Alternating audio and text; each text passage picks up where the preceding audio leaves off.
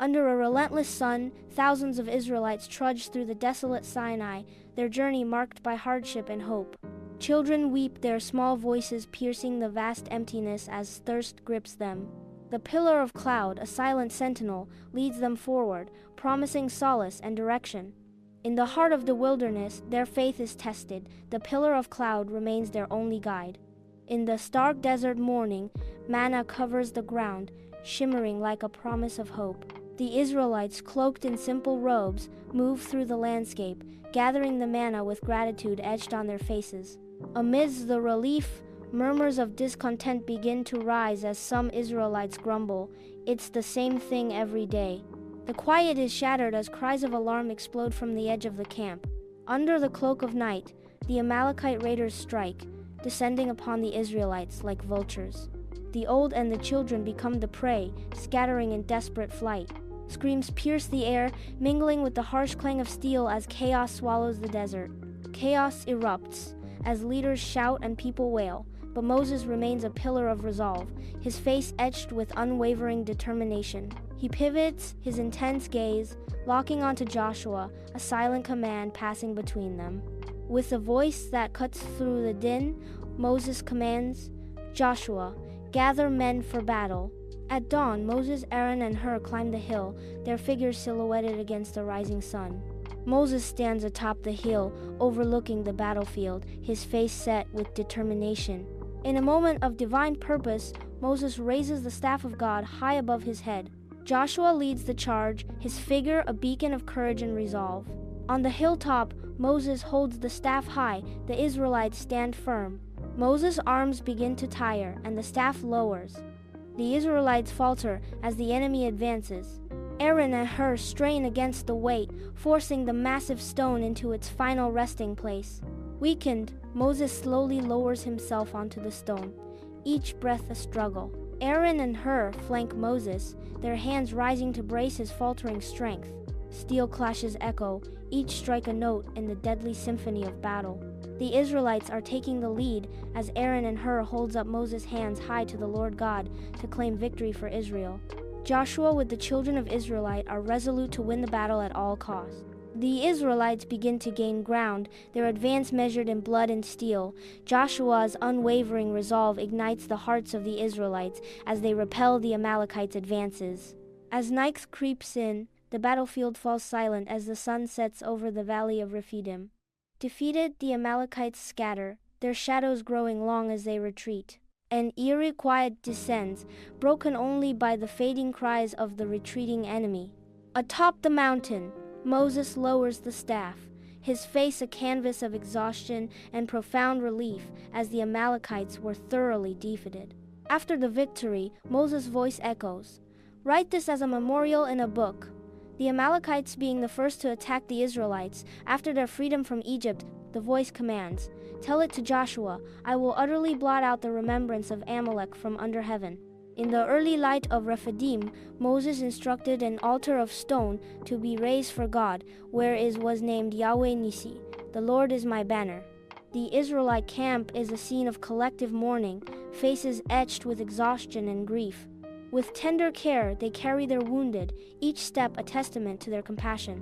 Nearby, the rhythmic thud of shovels marks the digging of graves, a somber beat to the chorus of sorrow for collateral damage that Israel suffered.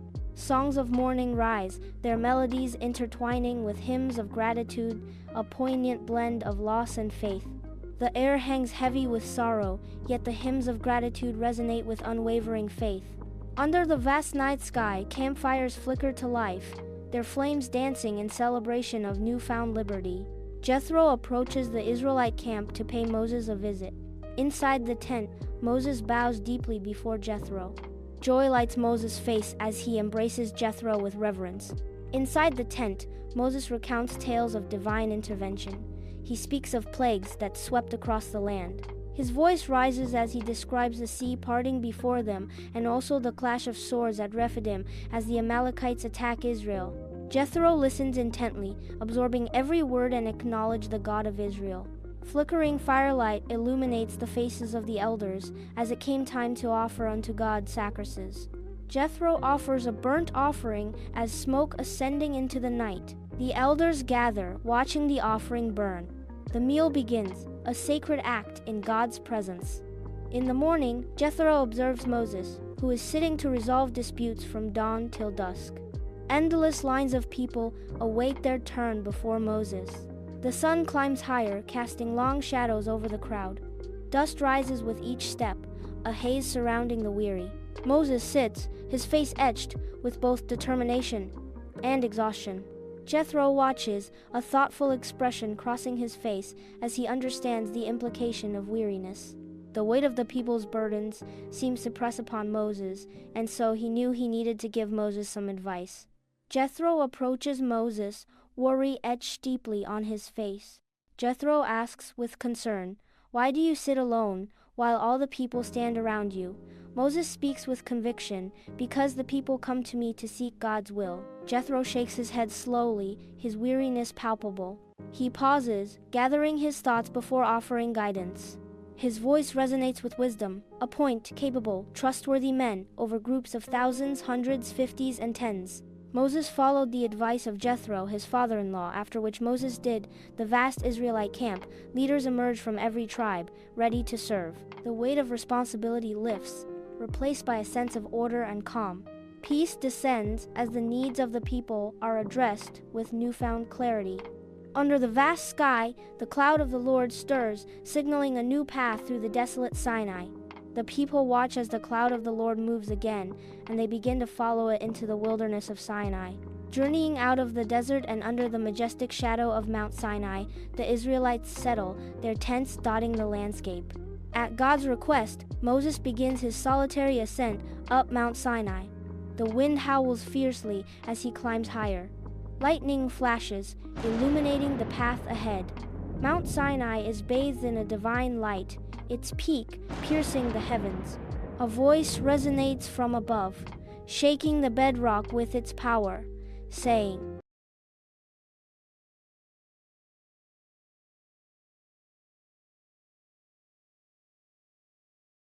"Shall be my treasured possession." Moses descends Mount Sinai, his face aglow with divine light, a sixth the children of Israel could hardly bestow upon. He approaches the gathered elders. Before the vast Israelite camp, faces reflect a blend of awe and resolute determination. A surge of emotion courses through the assembly as they hear the divine words. Their voices unite, echoing a solemn vow. All that the Lord has spoken, we will do. Under the vast sky, the Israelite camp buzzes with activity as the people prepare. A collective examination of hearts begins, each soul reflecting on their devotion. Definite boundaries are drawn around the mountain, marking the sacred ground. The mountain trembles on the third morning. Thunder echoes across the barren desert as dawn breaks.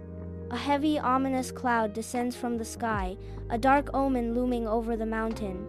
The arid landscape of Mount Sinai awakens as the rising sun casts shadows. Against the clear sky, the voice of the Lord resonates, not as a whisper, but as thunder. The voice booms, "I am the Lord your God, who brought you out of Egypt." amplifying the fear. The Israelites huddle together, faces etched with fear. They recoil, eyes wide with terror. "Speak to us yourself, and we will listen.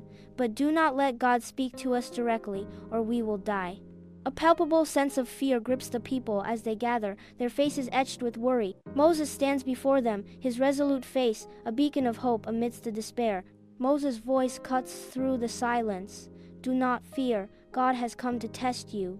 His words echo with divine purpose, that the fear of him may remain with you, so that you may not sin. Moses ascends the mountain once more, a solitary figure swallowed by the enveloping clouds.